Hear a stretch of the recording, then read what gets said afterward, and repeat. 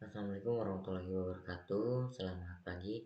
Perkenalkan, nama saya Diva Prestio dengan NIM 2301107 dari kelas TPC 2023. Di sini saya akan mempresentasikan hasil praktikum fisika dasar 1 saya mengenai materi besaran gelombang dengan kode F5. Ya, langsung saja di sini. Gelombang adalah fenomena perambatan energi atau informasi melalui medium seperti gelombang suara atau elektromagnetik. Besaran gelombang melibatkan panjang gelombang, frekuensi, dan amplitudo. Gelombang menciptakan pola perubahan periodik dan medium. Besaran gelombang merujuk pada karakteristik yang mendefinisikan gelombang. Panjang gelombang adalah jarak antara dua puncak atau lembah berturut-turut. Frekuensi mengukur jumlah getaran per satuan waktu, dan amplitudo mencerminkan tinggi puncak atau kedalaman lembah. Dengan kata kunci gelombang, panjang gelombang, frekuensi, amplitudo, perambatan energi, gelombang suara, dan gelombang elektromagnetik. Nah, langsung saja masuk ke bab 1, ke pendahuluan. Latar belakang. Dalam kehidupan sehari-hari, kita tidak pernah lepas dari apa yang disebut gelombang, getaran, dan bunyi. Gelombang adalah getaran yang merambat baik melalui medium maupun tanpa medium.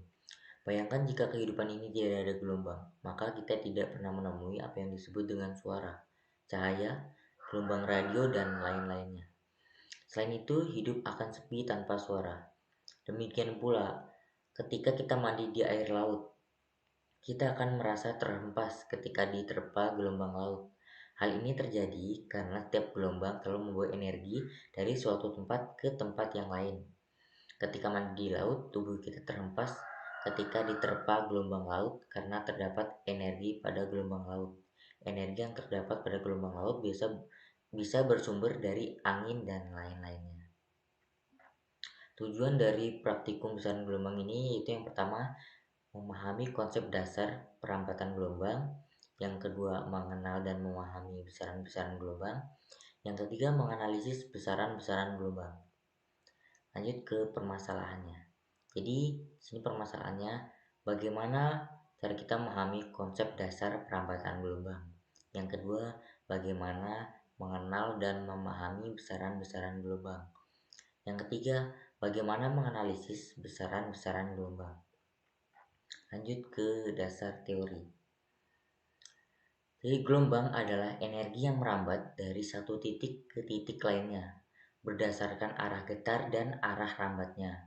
Gelombang diklasifikasikan menjadi dua jenis, yaitu gelombang transversal dan gelombang longitudinal. Gelombang transversal adalah gelombang yang arah rambatnya tegak lurus dengan arah getarnya. Sedangkan gelombang transversal adalah gelombang yang arah rambatnya tegak lurus dengan arah getarnya.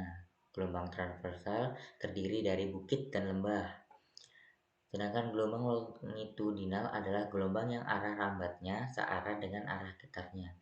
Gelombang longitudinal terdiri dari rapatan dan renggangan. Yang ini adalah contoh dari gelombang longitudinal. Sedangkan yang bawah ini ada gelombang transversal. Yang ini bukit atau puncak dan ini lembahnya. Untuk satu bukit dan satu lembah itu dihitung sebagai satu getaran atau satu gelombang. Pada umumnya, gelombang yang diamati dinyatakan dalam fungsi sinusoidal. Fungsi sinusoidal tersebut terdiri dari variabel-variabel yang mana merupakan besaran atau parameter gelombang. Parameter gelombang yang umumnya diantaranya yaitu amplitudo, fase gelombang, panjang gelombang, periode, frekuensi, dan cepat rambat gelombang. Amplitude merupakan perpindahan maksimum elemen atau partikel dari posisi kesetimbangannya saat gelombang merambat. Fase gelombang adalah jumlah putaran atau sudut yang ditempuh suatu titik selama perambatan. Ini ada persamaan dari fungsi sinusoidal. Y xt sama dengan ym sin kx atau omega T dan Pi. Untuk keterangannya, Y itu sama dengan gerakan partikel, Ym untuk amplitudo, Kx omega T plus Pi sama dengan fase gelombang. Pi sama dengan fase awal. Untuk omega sendiri itu frekuensi sudut dan K konstanta itu bilangan gelombang. Yang ketiga, masuk ke metodologi. Untuk sini ada flowchartnya. Yang pertama itu buka simulasi PET. Yang kedua, atur menjadi oscillate. Yang ketiga, atur simulasi menjadi no-end. Yang keempat, atur damping ke posisi non dan tension ke posisi high serta tampilkan rules dan reference line. Yang kelima, atur amplitudo dan frekuensi pada simulasi. Tentukan nilai S yang terbaca pada penggaris. Yang ketujuh, hitung banyak gelombang yang terjadi. Yang kedelapan, hitung panjang gelombang yang terjadi, periode, dan kecepatan rambat gelombang tersebut. Untuk alat-alatnya kita menggunakan PET simulasi dan komputer atau laptop. Untuk prosedur kerjanya itu yang pertama buka simulasi PET, yang kedua atur simulasi menjadi oscillate, yang ketiga atur simulasi menjadi no-end, yang keempat atur damping ke posisi non dan tension ke posisi high serta tampilkan rules dan reference line. Yang kelima, atur amplitudo dan frekuensi pada simulasi. Yang keenam, tentukan nilai S yang terbaca pada penggaris. S ini kalau tidak salah panjang gelombang. Yang ketujuh, hitung banyak gelombang yang terjadi. Yang kedelapan, hitung panjang gelombang yang terjadi, periode dan kecepatan rambat gelombang tersebut. Untuk pengolahan datanya itu amplitudonya 0,6 cm, dampingnya non, tensionnya high, dan frekuensi 0,5 sampai 3,0 dengan penambahan naik 0,1. Kita masuk ke bab 4, analisis data dan pembahasan. Untuk analisis datanya ini F frekuensinya dari 0,5 sampai 3. Ini ada lambda yaitu S per N. Panjang gelombang dibagi banyaknya gelombang. Ini dalam satuan meter. Untuk V-nya ini cepat rambat, itu lambda dikali frekuensi. T ini periode, itu 1 per F atau 1 per frekuensi. Yang K konstanta itu 2V per lambda, dan yang selanjutnya omega sama dengan 2V dikali F, dan ini untuk persamaannya. Di sini untuk membuktikannya kita akan mencoba masuk ke simulasinya. Masuk, nah ini simulasi PET-nya. Jadi yang pertama kita atur ke oscillate, lalu ke no-end, ini no-end, lalu tensionnya high, dampingnya non, dan kita nyalakan rules dan reference line-nya. Untuk amplitudenya 0,6 dan frekuensinya kita coba di 0,5 sampai 3. Kita coba dari 0,50 dulu. Ya, pas. Ini di slow motion dulu. Nah, ulang saya. Jadi pas. Ini pas. Jadi sini satu gelombang. Untuk satu gelombang ini dengan panjang 6,3. Ini kita ambil yang hijau ini. Sini. Nah, jadi untuk S dibagi N. Jadi S itu panjang gelombangnya, dan N-nya itu banyaknya gelombang. Jadi banyaknya gelombang ini nih ada satu gelombang.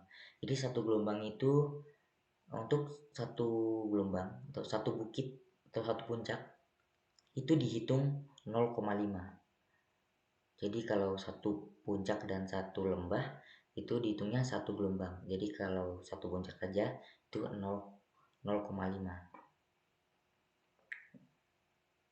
Untuk selanjutnya kita coba yang langsung yang 3. Nah, wah langsung betul. Kita slow motion. Iya,